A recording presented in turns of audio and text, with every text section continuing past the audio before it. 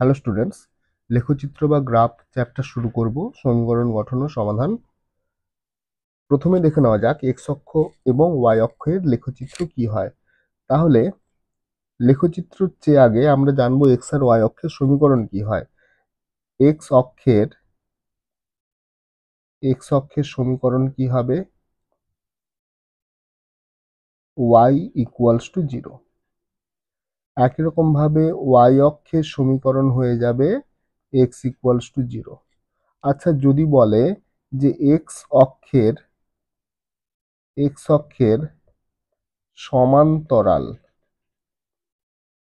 সরল রেখার সমীকরণ কি হবে? y ইকুয়ালস টু ধ্রুবক। y ইকুয়ালস টু ধ্রুবক মানে একটা উদাহরণ নেই। ধরো একটা উদাহরণ নিলাম, y ইকুয়ালস টু ধরো 5। তাহলে y ইকুয়ালস টু 5 মানে কি? y ইকুয়ালস টু 5 মানে y এর ভ্যালু 5। তাহলে x এর ভ্যালু কি হবে?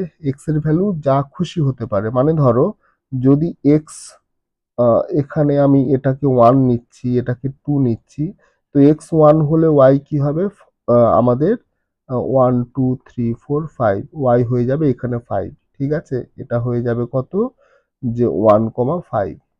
একরকম ভাবে যদি এক্স এর ভ্যালু আমার হয়ে যায় 3, এক্স এর ভ্যালু যদি আমি 3 নিই, তাহলে ওয়াই কত হবে? ওয়াই তো সবসময় 5, তাহলে এখানে হয়ে যাবে কত? এখানে হয়ে যাবে এটা 3,5। একই রকম ভাবে আমি যদি এক্স এর ভ্যালু 1 2 3 4 5 -5 নিই, তাহলে এক্স এর ভ্যালু -5, তাহলে ওয়াই কত হয়ে যাবে? ওয়াই তো আছে আমার +5। তাহলে এক্স এর ভ্যালু যদি -5 হয়, ওয়াই এর ভ্যালু হয়ে যাবে আমার +5। মানে কি, এক্স যাই হোক ওয়াই এর ভ্যালু সবসময় +5। তাহলে দেখো এই বিন্দুগুলোকে যদি আমি জুড়ে দিই তাহলে কি পাবো? তাহলে আমি এই রকম একটা সরল রেখা পাবো, যে সরল রেখাটা কি হচ্ছে? এক্স অক্ষের সমান্তরাল হচ্ছে। তাহলে এক্স অক্ষের সমান্তরাল সরলরেখা কি হয়? ওয়াই ইকুয়ালস টু ধ্রুবক। এখানে উদাহরণ নিলাম ওয়াই ইকুয়ালস টু 5। তাহলে আমরা যদি বলি ওয়াই অক্ষের সমান্তরাল সরলরেখার সমীকরণ কি হবে? এটা হয়ে যাবে এক্স ইকুয়ালস টু ধ্রুবক। একটা উদাহরণ নিই। একটা উদাহরণ ধরো নিচ্ছি যে এক্স ইকুয়ালস টু -3। মানে ওয়াই যাই হোক না কেন এক্স এর ভ্যালু সবসময় কি হবে? -3।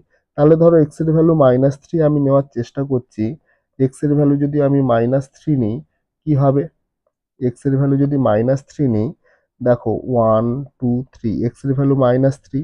ওয়াই যা খুশি হতে পারে, ধরো ওয়াই নিয়েছি আমি -1। তাহলে এই বিন্দুটা হচ্ছে এক্স এর জন্য -3, ওয়াই এর জন্য -1। আবার একই রকম ভাবে দেখো এই বিন্দুটা কি হবে? এই বিন্দুটা হয়ে যাবে 1 2 3 4 5, এক্স এর জন্য -3, ওয়াই এর জন্য -5। এবং ওপরের দিকে যদি এক্স অক্ষের ওপরের দিকে আমি পয়েন্ট যদি নেই, তাহলে আমার এই বিন্দুটা কি হবে? এই বিন্দুটা হবে এক্স এর জন্য -3 কিন্তু ওয়াই এর জন্য +2। তাহলে আমি এই সবুজ বিন্দুগুলো যদি জুড়ে দিই তাহলে কি পাবো? তাহলে দেখো এমন একটা লেখচিত্র, একটা সরলরেখার ছবি পাচ্ছি বা আহ, লেখচিত্র পাচ্ছি যেটা ওয়াই অক্ষের সমান্তরাল। তাহলে আমরা বলতে পারি কি, যে ওয়াই অক্ষের সমান্তরাল সরলরেখা কি হয়? এক্স ইকুয়ালস টু ধ্রুবক। আবার এক্স অক্ষের সমান্তরাল সরলরেখার সমীকরণ কি হবে? ওয়াই ইকুয়ালস টু ধ্রুবক।